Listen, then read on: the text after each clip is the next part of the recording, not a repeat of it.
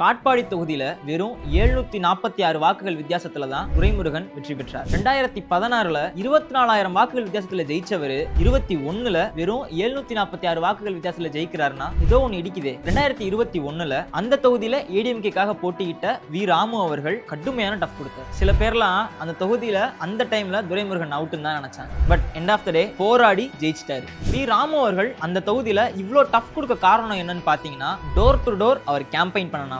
அது மட்டும் இல்லாம காட்பாடியில இருக்க முதலியார் பிளஸ் டாமினன்ட் கம்யூனிட்டியை டார்கெட் பண்ணாங்க. காட்பாடியோட பூத் லெவல் ஒர்க்கர்ஸ் கூட இறங்கி வேலை பார்த்தாங்க. இதெல்லாம் சேர்த்து தான் வி ராமு அவர்கள் கடுமையான போட்டியை துரைமுருகன் அவர்களுக்கு கொடுத்தாரு. இப்பவும் அதாவது 2026லயும் காட்பாடி தொகுதியில டிஎம்கே ஜெயிக்குமான்னு கேட்டா கஷ்டம் தான். 2026லயும் வி ராமு அவர்கள் இறங்கி வேலை பார்த்தாருன்னா அது மாறதுக்கான சாத்தியக்கூறுகள் நிறையவே இருக்கு. அது மட்டும் இல்லாம டிவிகே என்டிகே கட்சிகளும் வாக்குகளை பிரிக்கிறதுக்கு வாய்ப்பு இருக்கு. சோ ஒரு டஃப் ஃபைட் காட்பாடியில காத்துட்டு இருக்கு. அது அடுத்து அந்த கட்சிகள் செய்யற நகர்வுகளால இருக்கு. டிவிகே இந்த தொகுதியில ஜெயிக்குமான்னு கேட்டா தெரியல.